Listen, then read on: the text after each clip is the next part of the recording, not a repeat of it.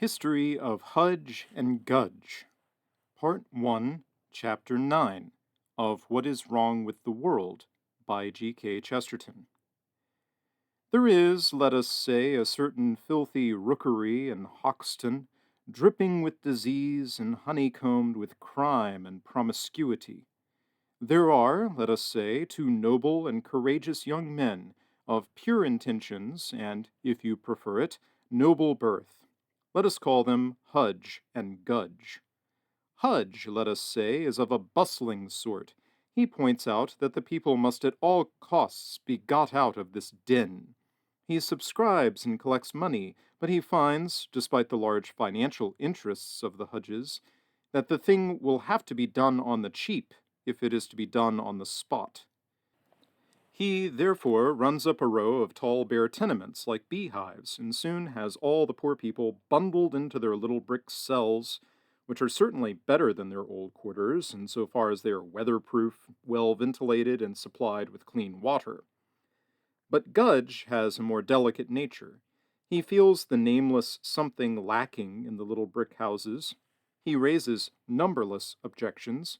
He even assails the celebrated Hudge Report with the Gudge Minority Report, and by the end of the year or so has come to telling Hudge heatedly that the people were much happier where they were before.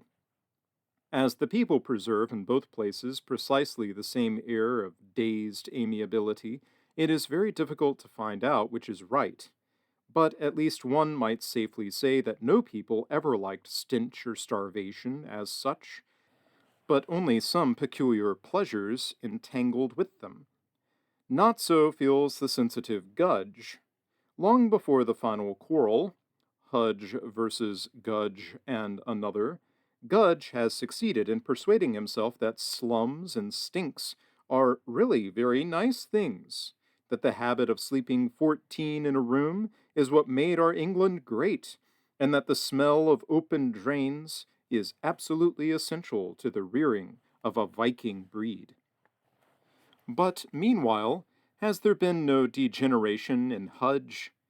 Alas, I fear there has. Those maniacally ugly buildings, which he originally put up as unpretentious sheds, barely to shelter human life, grow every day more and more lovely to his deluded eye.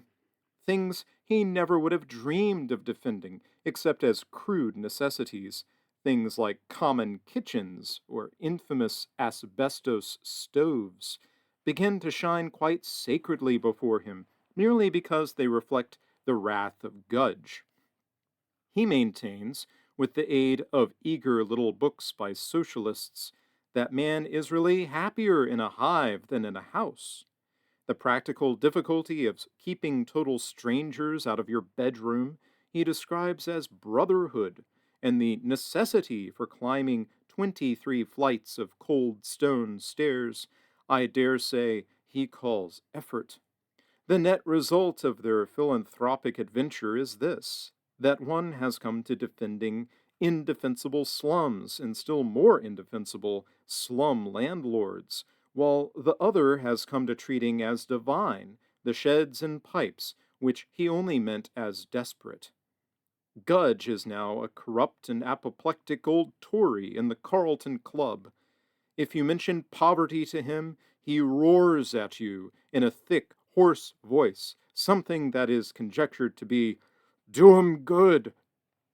Nor is Hudge more happy, for he is a lean vegetarian with a gray pointed beard and an unnaturally easy smile, who goes about telling everybody that at last we shall all sleep in one universal bedroom, and he lives in a garden city like one forgotten of God.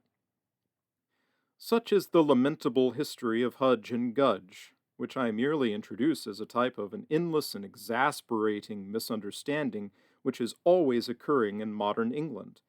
To get men out of a rookery, men are put into a tenement, and in the beginning the healthy human soul loathes them both. A man's first desire is to get away as far as possible from the rookery, even should his mad course lead him to a model dwelling. The second desire is naturally to get away from the model dwelling, even if it should lead a man back to the rookery. But I am neither a Hudgian nor a Gudgian, and I think the mistakes of these two famous and fascinating persons arose from one simple fact.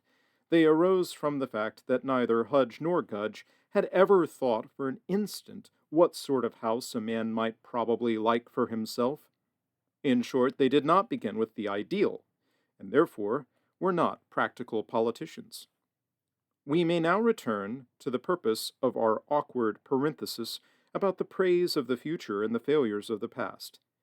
A house of his own being the obvious ideal for every man, we may now ask, taking this need as typical of all such needs, why he hasn't got it, and whether it is in any philosophical sense his own fault. Now, I think that in some philosophical sense it is his own fault. I think in a yet more philosophical sense it is the fault of his philosophy. And this is what I have now to attempt to explain. Burke, a fine rhetorician who rarely faced realities, said, I think, that an Englishman's house is his castle. This is honestly entertaining, for as it happens, the Englishman is almost the only man in Europe whose house is not his castle. Nearly everywhere else exists the assumption of peasant proprietorship, that a poor man may be a landlord, though he is only lord of his own land. Making the landlord and the tenant the same person has certain trivial advantages, as that the tenant pays no rent, while the landlord does a little work. But I am not concerned with the defense of small proprietorship, but merely with the fact that it exists almost everywhere, except in England. It is also true, however, that this estate of small possession is attacked everywhere today. It has never existed among ourselves, and it may be destroyed among our neighbors. We have, therefore, to ask ourselves, what is it in human affairs generally, and in this domestic ideal in particular, that has really ruined the natural human creation, especially in this country? Man has always lost his way.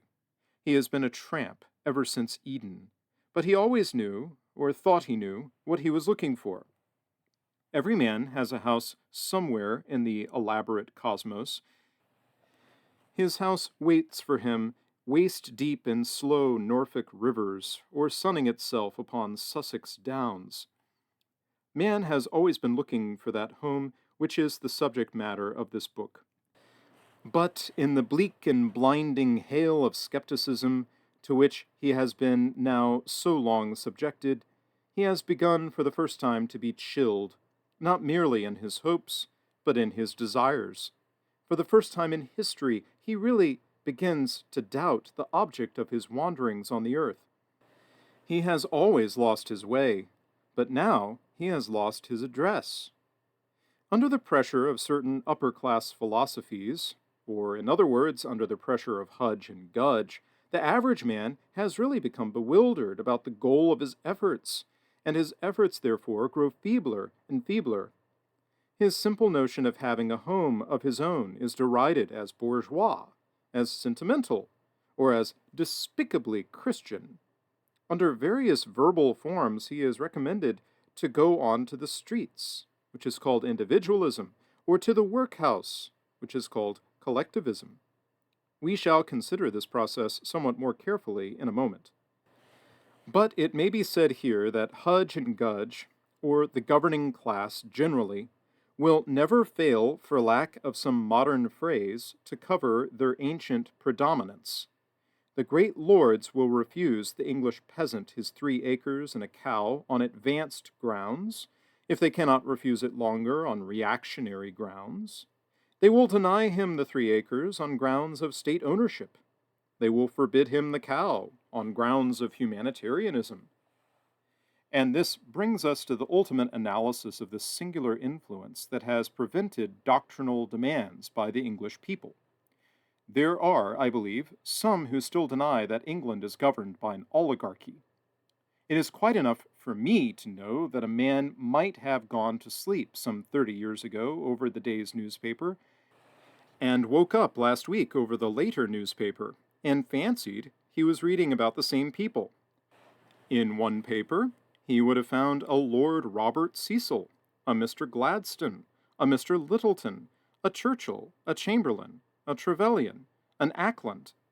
In the other paper, he would find a Lord Robert Cecil, a Mr. Gladstone, a Mr. Littleton, a Churchill, a Chamberlain, a Trevelyan, an Acland. If this is not being governed by families, I cannot imagine what is. I suppose it is being governed by extraordinary democratic coincidences.